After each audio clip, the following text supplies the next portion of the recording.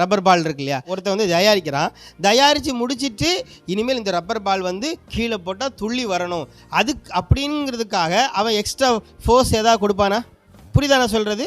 அந்த ரப்பர் பாலை செய்யும் பொழுதே அதுக்குள்ளே ஒரு தன்மை என்னன்னா, அது கீழே போட்டால் மேலே வரும், துள்ளி வரும். அதுதான் அதனுடைய தன்மை. அதே மாதிரி எனக்குள்ளே இருக்கக்கூடிய அந்த தெய்வீகத்தினுடைய கேரக்டர் வந்து நீ இப்படி இருக்க வேணும், இப்படி இருக்கணும், இப்படி இருக்கணும்னு சொல்லி சொல்லி வருவதல்ல, ஆல்ரெடி எனக்குள்ளே இன்பில்டடாக பூரணமாக இருக்குது. புரியுதா? இப்போ சின்ன குழந்தைகள் இருக்கிறாங்க, இவங்க வந்து ஒரு சின்ன நீங்கள் வந்து பெற்றெடுத்துலேருந்து உங்கள் பிள்ளைகளை நீங்கள் பார்க்குறீங்க.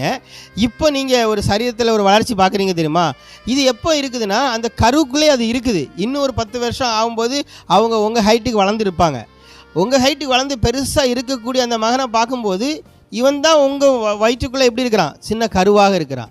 ஸோ கருவாக இருக்கும் பொழுது இவன் முழு ஒரு 18 வயசு வாலிபனுக்குரிய எல்லாமே அந்த கருவுக்குள்ளே இருக்குது. காலங்கள் என்ன பண்ணுது? அது சரியாக வெளிப்படுது, அதனுடைய தன்மைகள் வெளிப்படுது. புரியுதா உங்களுக்கு? நான் சொல்கிறது புரியுதா? அதே மாதிரி தான் தெய்வீகத்துக்குள்ளாக, அதாவது உங்களுக்குள்ளாக எல்லாமே இருக்குது. சரியான வளர்ச்சி, நீங்கள் அந்த தெய்வீகத்தை சரியாக அறிந்து வரும் பொழுது தானாக வளர வேண்டிய காரியங்கள், மாற வேண்டிய காரியங்கள். ஏன் மாற வேண்டிய காரியம் வருதுன்னா, நம்ம ஆல்ரெடி என்ன பண்ணிட்டோம்? இந்த உலகத்தின் சிந்தனைகளால் நிரப்பப்பட்டிருக்கிறதுனால எதெல்லாம் நமக்குள்ளாக இந்த மாறணுமோ அதெல்லாம் காலங்கள் தன்னாகவே மாறும்.